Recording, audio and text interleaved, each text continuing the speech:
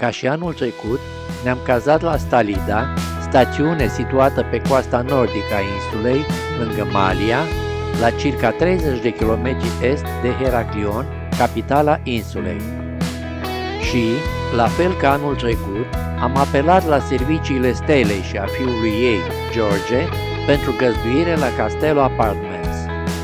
Așa se vede Marea Cretei de la înălțimea balconului camerei noastre. Sfârșit de septembrie, debut de octombrie. Temperatură optimă în atmosferă, apa mării este caldă încă, iubitorii de apă și soare au motive de bucurie.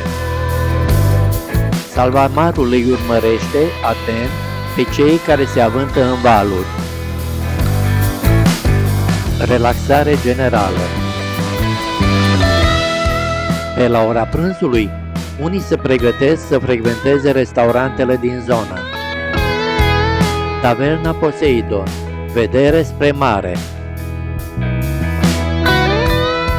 Palmierii amplifică nota de exotic al decorului estival. Culoare și lumină în apropierea orei de aur a zilei, când plaja rămâne pustie.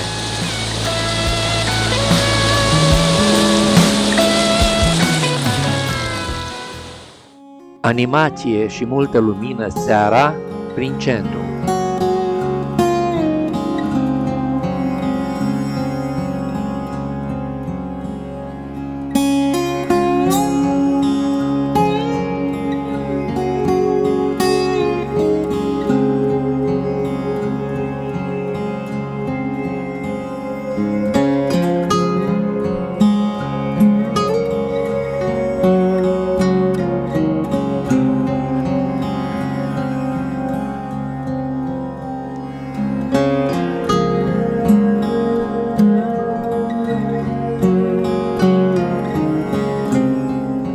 Depărtându-ne de animația zonei centrale, am descoperit liniștea, frumusețea și poezia falezei și a mării.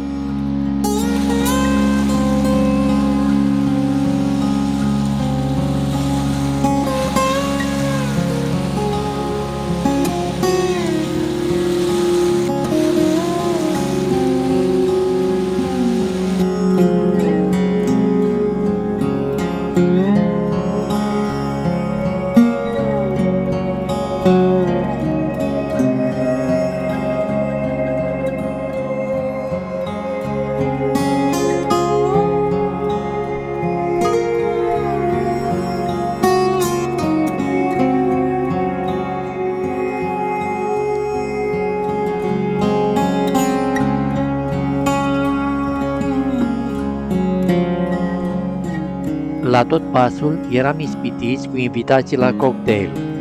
Până la urmă, nu am rezistat tentației.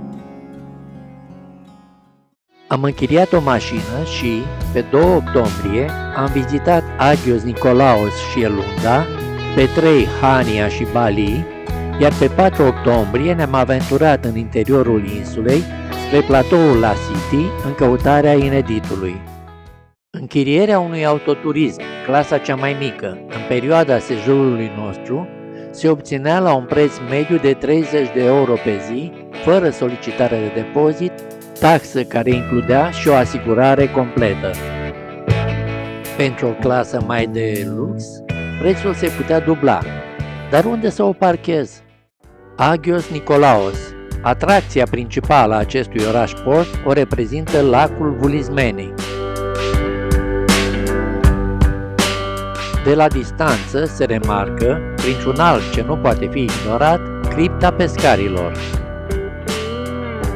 Apropiindu-ne, ne-am uitat la bărci, ne-am întrebat asupra istoriei capelei și, bineînțeles, am cercetat, pe cât a fost posibil, interiorul.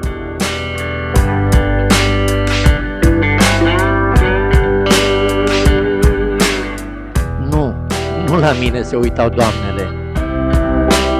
Întorcându-ne, am trecut din nou pe lângă lăutarul grec. Dar o fi grec? Și la ce instrument cântă?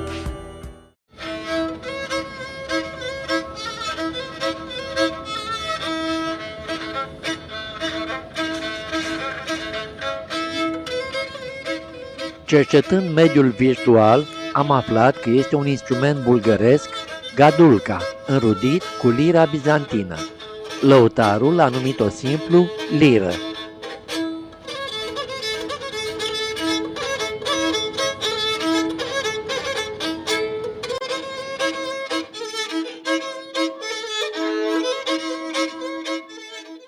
După ce am servit un cappuccino, ne-am continuat plimbarea prin zona portuară.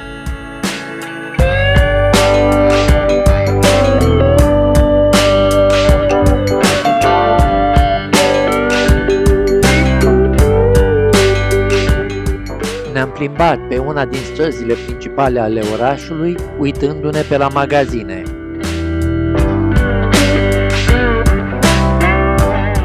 Am ajuns până la monumentul eroilor din piața Venizelu și apoi am revenit la mașină. Ziua nu se terminase și noi doream să vedem cât mai multe, să profităm la maximum de autoturismul închiriat. Așadar, am pornit spre Lunda, oraș situat la nord de Agios Nikolaos. Drumul urmează îndeaproape zona litorală, astfel încât am admirat adeseori intensitatea albastrului marin. Nu am poposit mult în Elunda. Ne-am învârtit puțin prin zona plajei, am remarcat frumusețea arhitecturii exterioare a Bisericii Sfinții Împărați Constantin și Elena, am căscat gura pe la suveniruri, am mâncat câte un croissant și am plecat spre casa noastră din Stalida, unde, seara, pe imensa noastră terasă, ne-am delectat cu dulciuri, ceva băuturi și am stat la povești. De la Stalida la Hania sunt aproximativ 170 de kilometri. Drumul E75 urmează litoralul nordic al insulei Creta și l-am parcurs în mai puțin de 3 ore.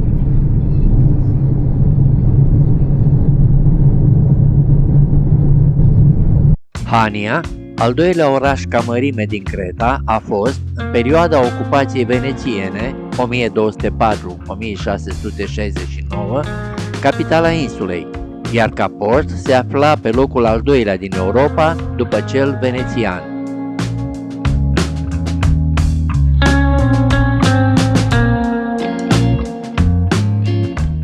Și, într-adevăr, portul rămâne cea mai spectaculoasă și vizitată zonă din Hania.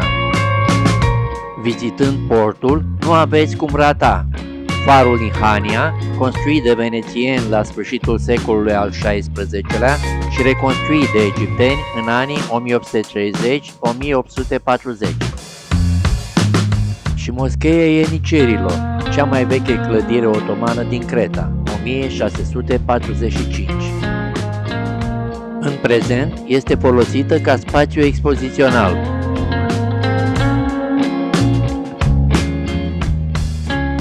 Bineînțeles, am aruncat și noi o privire.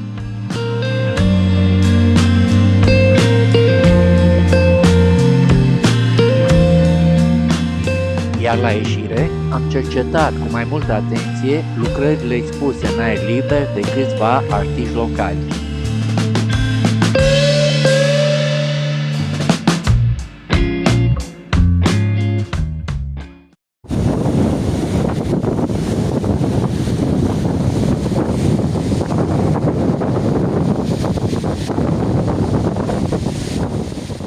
Marea, rămânând mereu vedeta, unele din cele mai spectaculoase imagini le-am obținut intrând pe digul ce duce spre farul egiptean. Loc folosit, de altfel, și de turiști pentru imortalizarea trecerii lor pe aici. Tot din acest loc am obținut o superbă perspectivă spre port.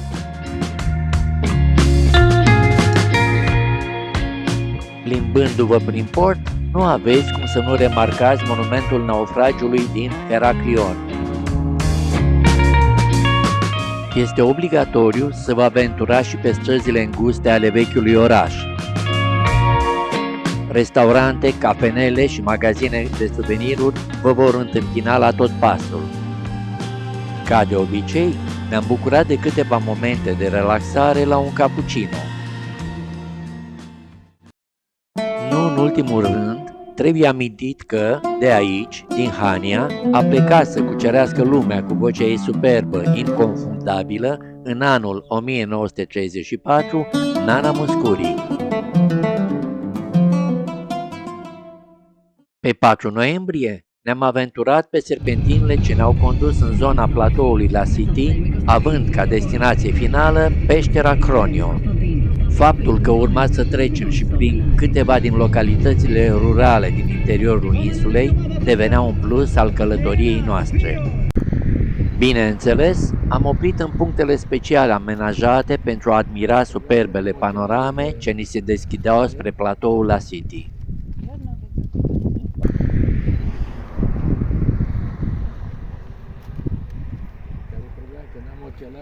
La mulți ani, Alina!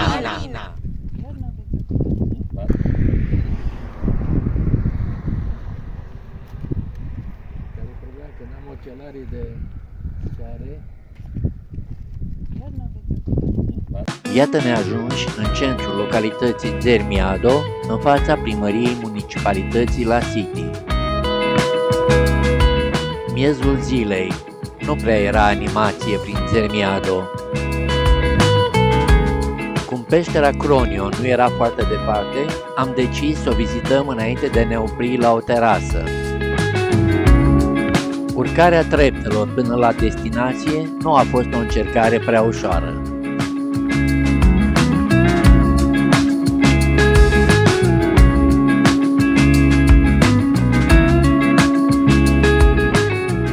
Dar am ajuns.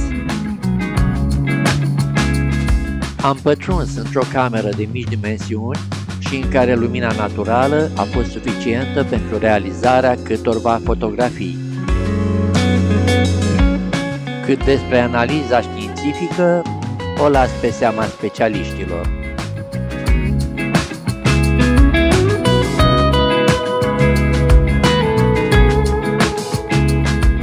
La întoarcere, am cercetat vegetația de pe marginea drumului și, nerezistând tentației, am cules, fără a cere nimănui voie, niște struguri dulci.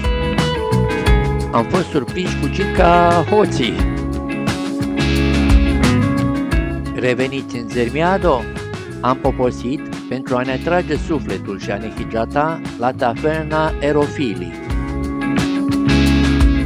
Situată chiar vis-a-vis de Biserica Sfinte Treimi, am regretat că nu ne răzbise încă foamea și nu am încercat produsele tradiționale din meniu. Poate altă dată.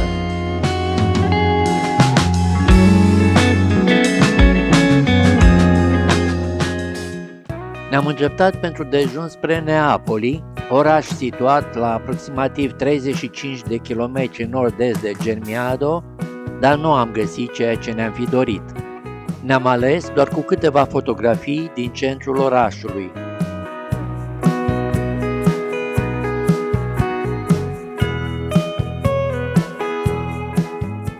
Eleftherios Venizelos, fost prim-ministru, considerat făuritorul Greciei moderne, și generalul Zervo Nicolas, erou căzut în timpul războiului de independență a Greciei.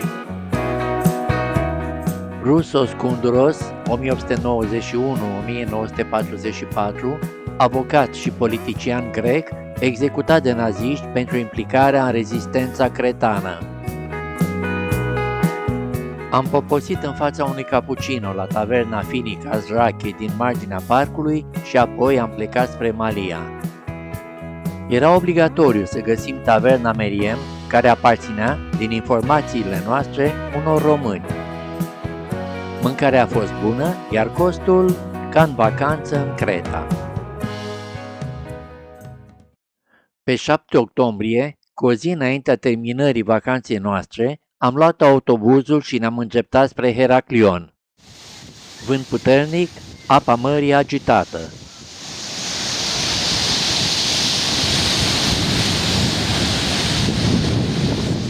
În multe privințe, capitala Cretei se aseamănă cu Hania, dar nu mi-am propus să fac aici o analiză riguroasă cu tentă științifică.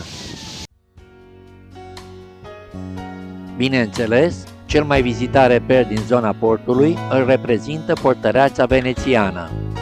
Construcția fortăreței Cules a fost finalizată în anul 1540, în 1630 fiind înarmată cu 43 de tunuri.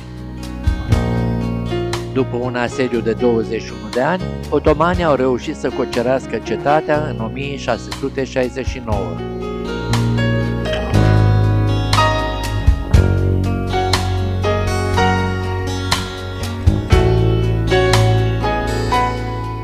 Partea dinspre mare îi inspiră pe amatorii de suveniruri fotografice și îi invită pe îndrăgostiți la poezie. Părăsind zona portului și urcând pe una din arterele principale, am ajuns la Catedrala Sfântul Tit. Finalizată în anul 1869 sub denumirea de Yeni Kami, Moscheea Nouă, în timpul stăpânirii otomane, biserica a fost convertită la cultul creștin în 1925, iar în 2013 a fost declarată catedrală a Arhiepiscopiei Cretei.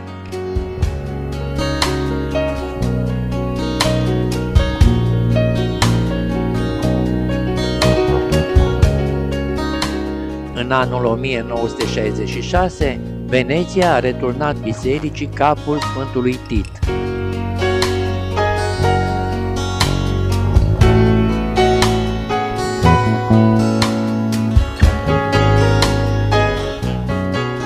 După trăirea spirituală, puțină destindere.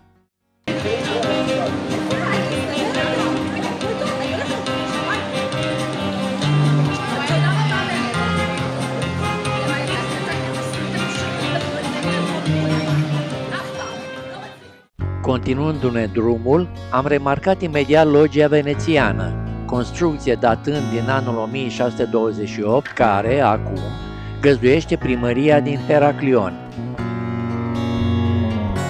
Câțiva pași mai sus, am ajuns în piața Eleftheriu Venizelu, cunoscută și ca Piața Leilor datorită fântânii centrale, fântână ce poartă numele guvernatorului arhitect Morosini.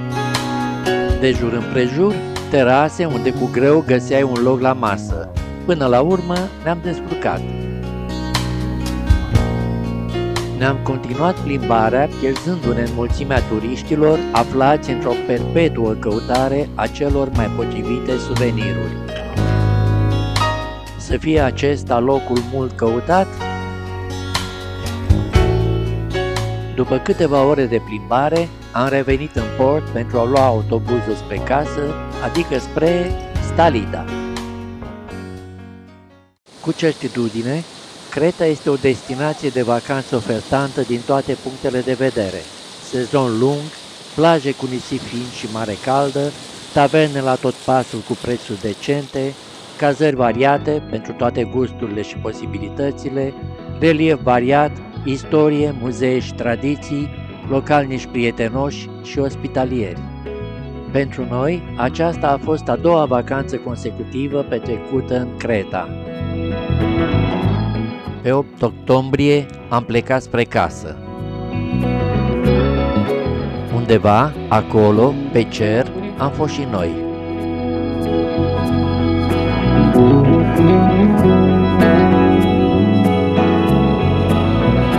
Thank you.